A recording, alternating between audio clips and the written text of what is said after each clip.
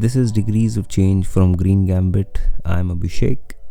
Today we trace the history of the UN climate change conferences, the COPs from 1995 to 2025, examine what targets were set, what has been achieved, and why, despite decades of negotiations, the world is still off track for 1.5 degrees Celsius warming.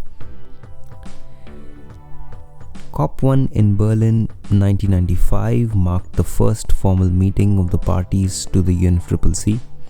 Its aim was simple: to begin global negotiations on stabilizing greenhouse gas emissions.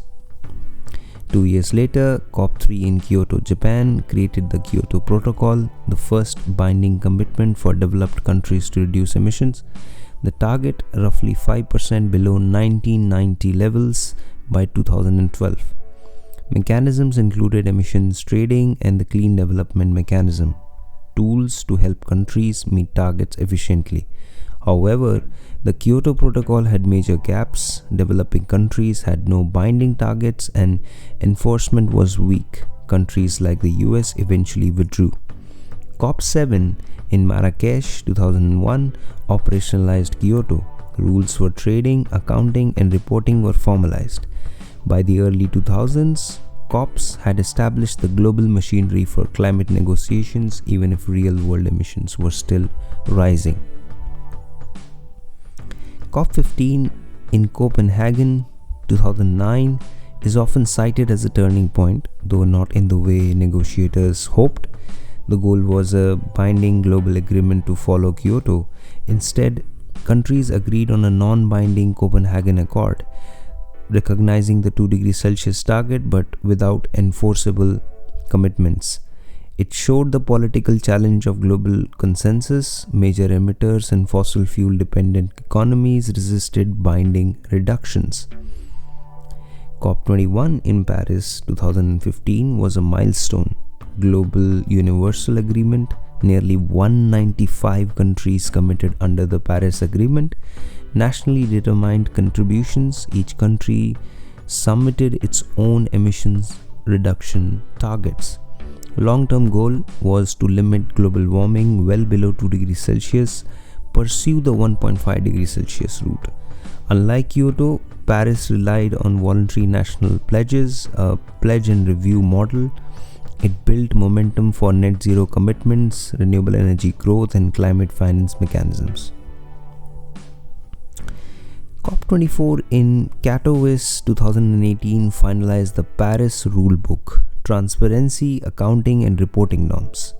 COP27 in 2022 delivered a historic loss and damage fund for vulnerable nations already impacted by climate disasters.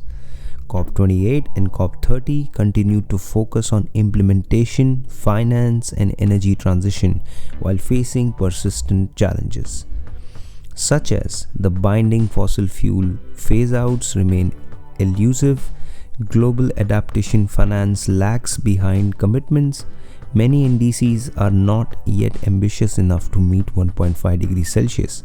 The pattern is clear. COPs set frameworks and signal ambition, but global emissions continue to rise and implementation gaps remain significant.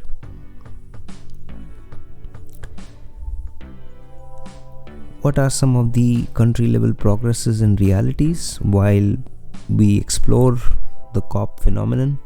Some examples include European Union, where emissions fell 25% since 1990. Renewables penetration increased sharply.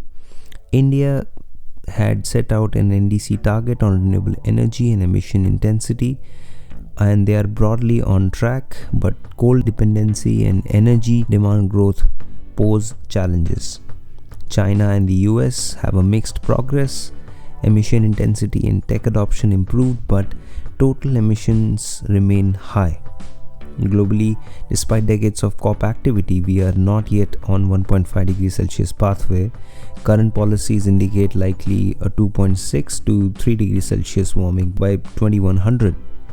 What COPs have achieved is established a global forum for negotiation. They have created mechanisms for climate finance, technology transfer, and adaptation support.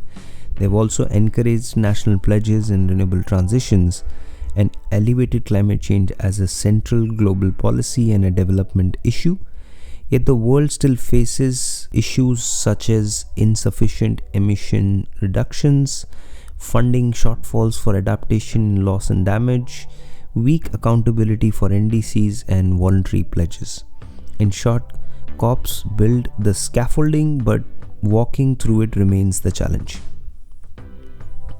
Understanding COPs is critical. They are more than diplomatic events. They shape international climate policy, national strategies, and the global climate agenda.